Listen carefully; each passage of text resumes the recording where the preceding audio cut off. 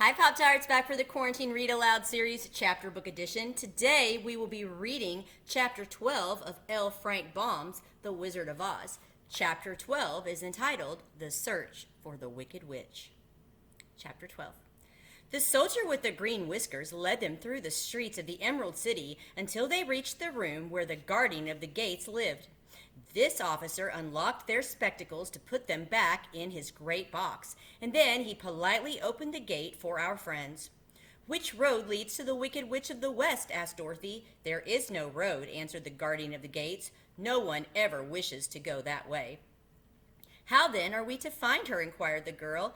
"That will be easy," replied the man, "for when she knows you are in the country of the Winkies, she will find you and make you all her slaves."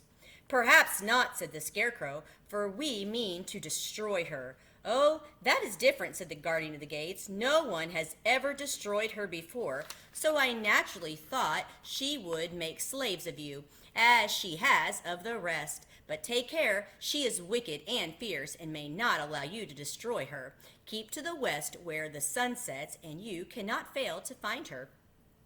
They thanked him and bade him goodbye, and turned toward the west, walking over fields of soft grass dotted here and there with daisies and buttercups.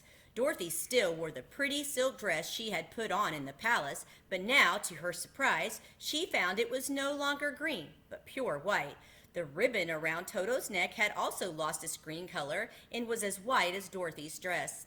The Emerald City was soon left far behind. As they advanced, the ground became rougher and hillier, for there were no farms nor horses in this country of the West, and the ground was untilled. In the afternoon, the sun shone hot in their faces, for there were no trees to offer them shade, so that before night Dorothy and Toto and the lion were tired, and lay upon the grass and fell asleep, with the woodman and the Scarecrow keeping watch. Now that the Wicked Witch of the West had but one eye, yet that was as powerful as a telescope and could see everywhere, so as she sat in the door of her castle, she happened to look around and saw Dorothy lying asleep with her friends all about her. They were a long distance off, but the Wicked Witch was angry to find them to her country. So she blew upon a silver whistle that hung around her neck. At once there came running to her from all directions a pack of great wolves. They had long legs and fierce eyes and sharp teeth. "Go to those people," said the witch, "and tear them to pieces." Are you not going to make them your slaves?" asked the leader of the wolves. "No," she answered. "One is of tin and one of straw. One is a girl and another a lion. None of them is fit to work, so you may tear them all into pieces." "Very well," said the wolf, and he dashed away at full speed, followed by the others. It was lucky the Scarecrow and the woodman were wide awake and heard the wolves coming. "This is my fight," said the woodman, "so get behind me and I will meet them as soon as they come." He seized his axe, which he had made very sharp, and as the leader of the wolves came on, the Tin Woodman swung his arm and chopped the wood's head from its body, so that it immediately died. As soon as he could raise his axe, another wolf came up, and he also fell under the sharp edge of the Tin Woodman's weapon. There were 40 wolves, and 40 times a wolf was killed, so that at last they all lay dead in a heap before the woodman. That's not in the movie. Then he put down his axe and sat beside the Scarecrow, who said, "It was a good fight, friend." They waited until Dorothy awoke the next morning. The little girl was quite frightened when she saw the great pile of shaggy wolves, but the Tin Woodman told her all. She thanked him for saving them and sat down to breakfast, after which they started again upon their journey. Now, this same morning, the Wicked Witch came to the door of her castle and looked out with her one eye that could see far off. She saw all her wolves lying dead, and the strangers still traveling through her country. This made her angrier than before, and she blew her silver whistle twice. Straightway a great flock of wild crows came flying toward her, enough to darken the room. And the Wicked Witch said to the King Crow, "Fly at once to the strangers, peck out their eyes, and tear them to pieces." The wild crows flew in one great flock toward Dorothy and her companions. When the little girl saw them coming, she was afraid. But the Scarecrow said, "This is my battle. Lie down beside me, and you will not be harmed." So they all lay upon the ground except the Scarecrow. And he stood up and stretched out his arms. And when the crows saw him, they were frightened, as these birds always are by scarecrows, and did not dare come any nearer. But the King Crow said, "It is only a stuffed man. I will poke his eyes out." The King Crow flew at Scarecrow, who caught it by the head and twisted its neck until it died. And then another crow flew at him, and the Scarecrow twisted its neck also. There were 40 crows, and 40 times the Scarecrow twisted a neck, until at last all were lying dead beside him. Then he called to his companions to rise, and again they went upon their journey. When the Wicked Witch looked out again and saw all her crows lying in a heap, she got into a terrible rage and blew 3 times upon her silver whistle. Forthwith there were a herd of great buzzing in the air, and a swarm of black bees came flying toward her. "Go to the strangers and sting them to death," commanded the witch, and the bees turned and flew rapidly until they came to where Dorothy and her friends were walking. But the woodman had seen them coming, and the Scarecrow had decided what to do. "Take out my straw and scatter it over the little girl, the dog, and the lion," he said to the woodman, "and the bees cannot sting them." This the woodman did, and as Dorothy lay close beside the lion and held Toto in her arms, the straw covered them entirely. The bees came and found no one but the woodman to sting, so they flew at him and broke off all their stings against the tin, without hurting the woodman at all. And as bees cannot live with their stingers broken, that was the end of the black bees, and they lay scattered thick about the woodman, like little heaps of fine coal.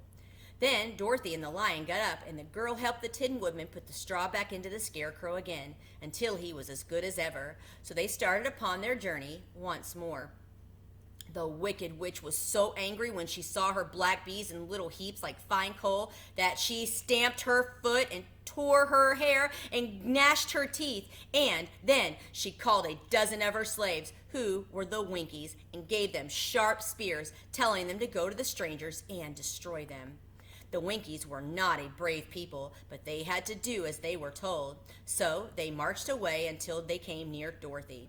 Then the lion gave a great roar and sprang toward them, and the poor Winkies were so frightened that they ran back as fast as they could.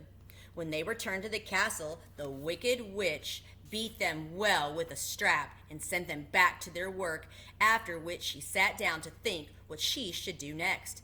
She could not understand how all her plans to destroy these strangers had failed. However, she was a powerful witch as well as a wicked one, and she soon made up her own mind how to act. There was in her cupboard a golden cap with a circle of diamonds and rubies running around it. This golden cap had a charm.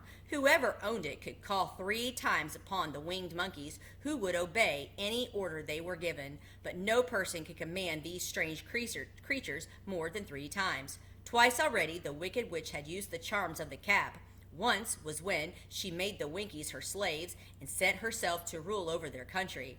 The winged monkeys had helped her to do this. The second time was when she had fought against the great Oz himself and driven him out of the land of the West.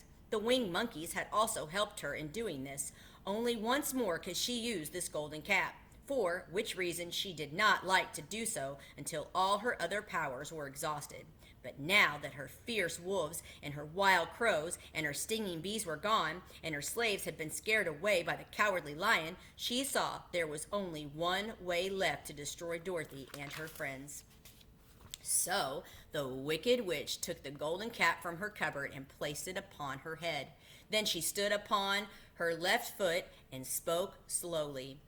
Epe, pepe, kake. Next she stood upon her right foot and said, Hello, holo, hilo. After this, she stood upon both feet and cried in a loud voice, Zizi, zozo, zeek. Now the charm began to work. The sky was darkened, and a low rumbling sound was heard in the air. There was a rushing of many wings, of great chattering and laughing, and the sun came out of the dark sky to show the Wicked Witch surrounded by a crowd of monkeys, each with a pair of immense and powerful wings on his shoulders.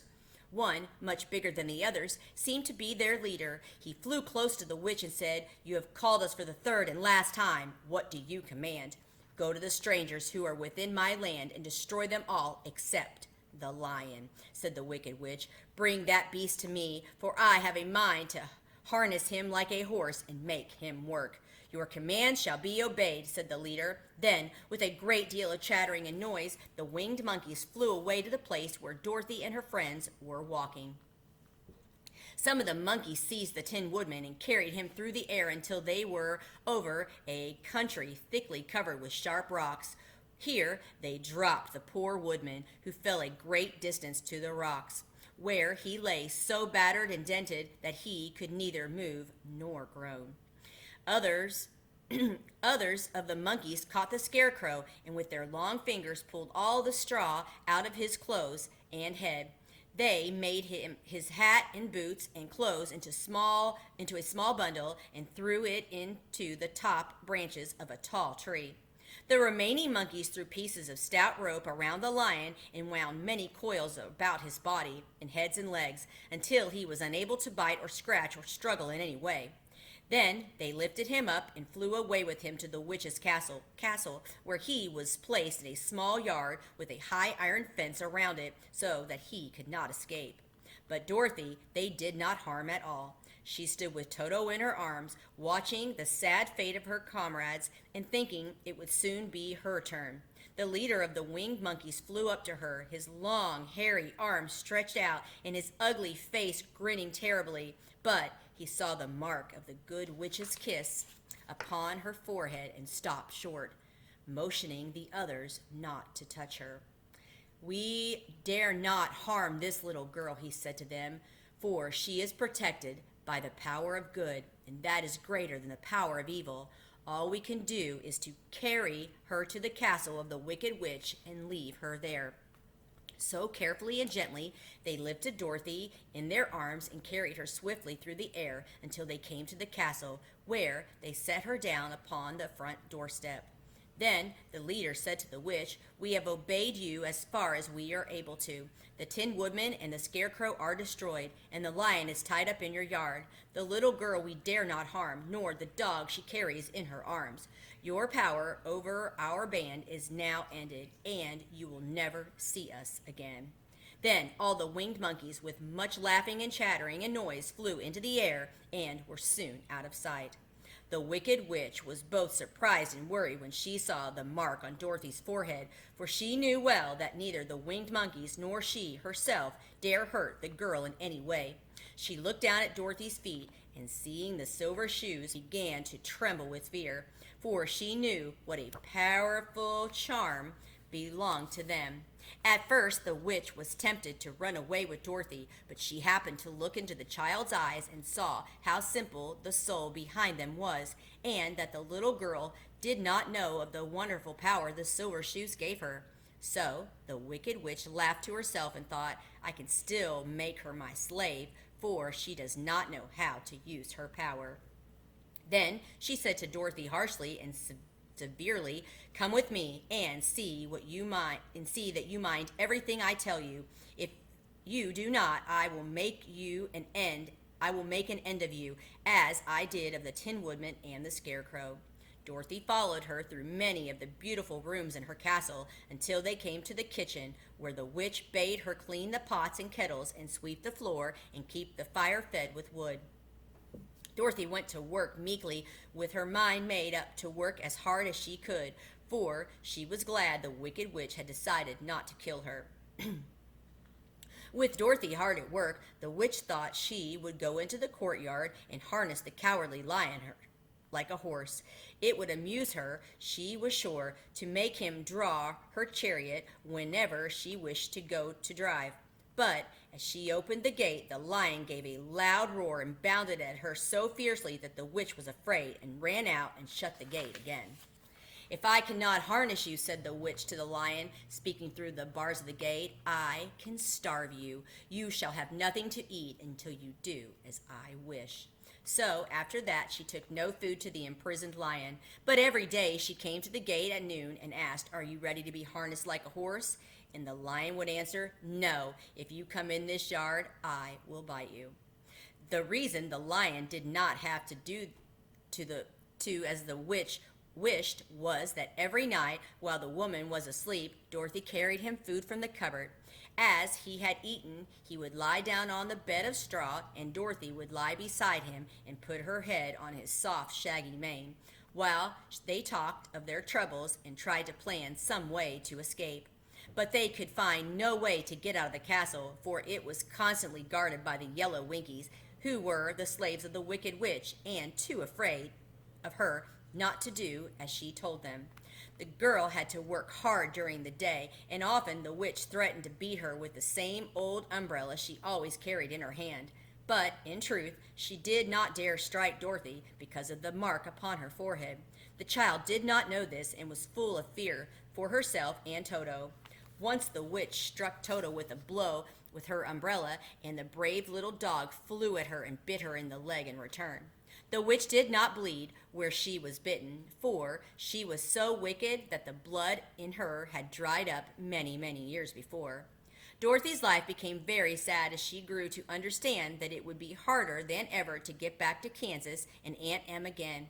Sometimes she would cry bitterly for hours with Toto sitting at her feet and looking into her face, whining dismally to show how sorry he was for his little mistress. Toto did not really care whether he was in Kansas or the land of Oz, so long as Dorothy was with him. But he knew the little girl was unhappy, and that made him unhappy too. Now the Wicked Witch had a great longing to have for her own the silver shoes which the little girl always wore. Her bees and her crows and her woobs were lying in heaps and drying up, and she had used up all the power of the golden cap. But if she could only get hold of the silver shoes, they would give her more power than all the other things she had lost. She watched Dorothy carefully to see if she ever took off the shoes, thinking she might steal them, but the child was so proud of the pretty shoes that she never took them off except at night. And when she took her bath, the witch was too much afraid of the dark to go in Dorothy's room at night to take the shoes, for her dread of water was greater than her fear of the dark, so she never came near when Dorothy was bathing. Indeed, the old witch never touched water, nor ever let water touch her in any way. But the wicked creature was very cunning, and she finally thought of a trick that would give her what she wanted. She placed a bar of iron in the middle of the kitchen floor, and then by her magic arts made the iron invisible to human eyes, so that when Dorothy walked across the floor, she stumbled over the bar, not being able to see it, and fell at full length. She was not much hurt, but in her fall, one of the silver shoes came off. Then, before she could reach it, the witch had snatched it away and put it on her own skinny foot. The wicked woman was greatly pleased with her sorceress of her trick, for as long as she had one of the shoes, she owned half the power of their charm, and Dorothy could not use it against her, even had she known how to do so. The little girl, seeing she had lost one of her pretty shoes, grew angry and said to the witch, "Give me back my shoe." "I will not," retorted the witch, "for it is now my shoe and not yours." "You are a wicked creature," cried Dorothy. "You have no right to take my shoe from me." "I shall keep it just the same," said the witch, laughing at her, "and someday I shall get the other one from you too." This made Dorothy so angry that she picked up the bucket of water that stood near and dashed it over the witch, wetting her from head to foot. Instantly, the wicked woman gave a loud cry of fear, and then, as Dorothy looked at her in wonder, the witch began to shrink and fall away. "See what you've done," she screamed. "In a minute I shall melt away." "I am very sorry indeed," said Dorothy, who was truly frightened to see the witch actually melting away like brown sugar before her very own eyes. Didn't you know water would be the end of me?" asked the witch in a wailing, despairing voice. "Of course not," answered Dorothy. "How should I? Well, in a few minutes I shall be all melted, and you will have the castle to yourself. I have been wicked in my day, but I never thought a little girl like you would ever be able to melt me and end my wicked deeds. Look out! Here I go!" With these words, the witch fell down in a brown, melted, shapeless mass and began to spread over the clean boards of the kitchen floor. Seeing that she had really melted away to nothing, Dorothy drew another bucket of water and threw it over the mess. She then swept it all out the door. After picking out the silver shoe, which was all that was left of the old woman, she cleaned and dried it with a cloth and put it on her foot again. Then, being at last free to do as she chose, she ran out to the courtyard to tell the lion and the wicked witch that the wicked witch of the west had come to an end, and that they were no longer prisoners in a strange land. And that is the end of chapter 12. We'll see you back for chapter 13. Have a great day.